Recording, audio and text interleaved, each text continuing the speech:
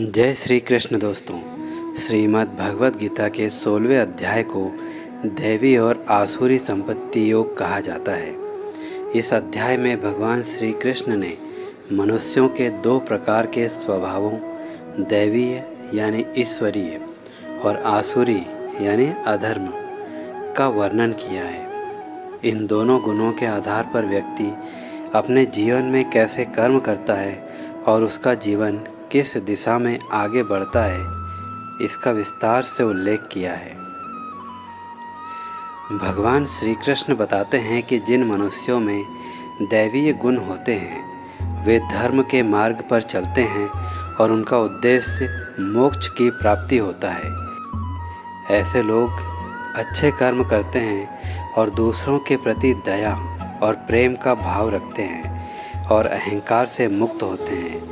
दैवी संपत्ति से युक्त व्यक्ति में कुछ मुख्य गुण होते हैं जो निम्नलिखित बताए गए हैं।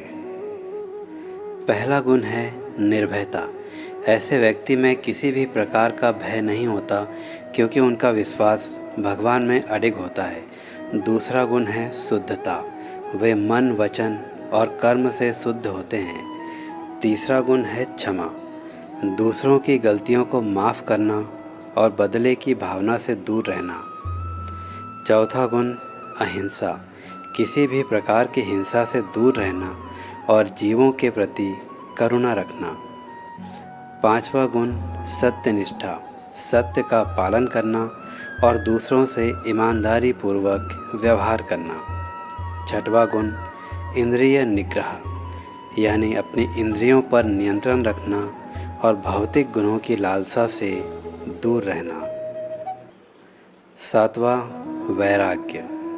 सांसारिक भोग विलास की इच्छाओं से मुक्त होना। ऐसे लोग सच्चाई और धर्म और मानवता के मार्ग पर चलते हैं और अंततः मोक्ष को प्राप्त करते हैं। उनका जीवन शांतिपूर्ण और परोपकारी होता है। जिस तरह दैवीय गुणों से युक्त मनुष्यों के विषय में भगवान ने बताया है, वैसे ही आसुरी संपत्ति यानी अधर्म के गुणों के बारे में भी भगवान बताते हैं।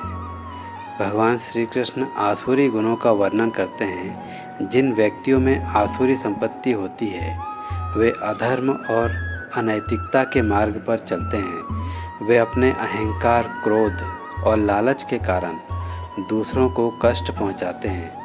आसुरी संपत्ति से युक्त व्यक्ति के कुछ मुख्य लक्षण होते हैं जो भगवान ने आगे बताए हैं। पहला है अहंकार। ऐसे लोग अपने अहंकार में डूबे रहते हैं और खुद को सबसे सर्वश्रेष्ठ मानते हैं। दूसरा है द्वेष। वे दूसरों के प्रति नफरत और ईर्ष्या का भाव रखते हैं। तीसरा है अज्ञानता। उन्हें सत्य का ज्ञान नहीं होता और वे अज्ञानता में जीते हैं। पांचवा क्रोध। वे क्रोध में रहते हैं और अपने आवेश में गलत कार्य करते हैं। पांचवा है लोभ। भौतिक सुखों की अत्यधिक लालसा और सदैव अधिक से अधिक पाने की इच्छा करते हैं। छठवा है अनैतिकता।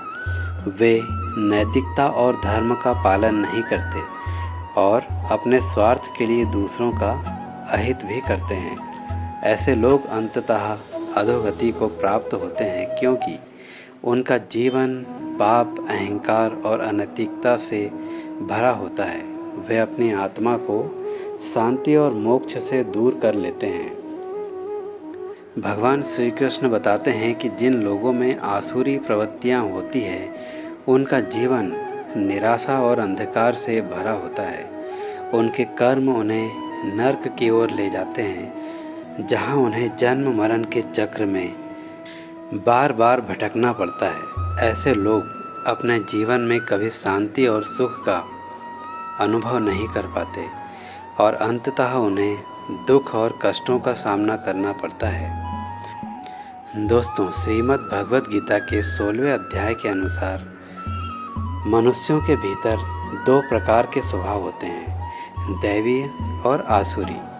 दैवी स्वभाव हमें मोक्ष और शांति की ओर ले जाता है, जबकि आसुरी स्वभाव हमें अज्ञानता, पाप और दुख की ओर धकेलता है।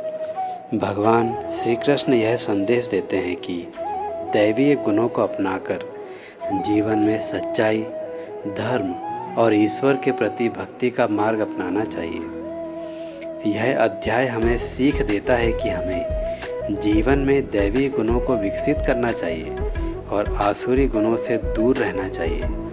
सच्चाई, अहिंसा, क्षमा और ईश्वर के प्रति भक्ति हमें मोक्ष की ओर ले जाती है, जबकि लोभ, क्रोध, अहंकार हमें अधोगति की ओर धकेलते हैं। जय श्री कृष्ण।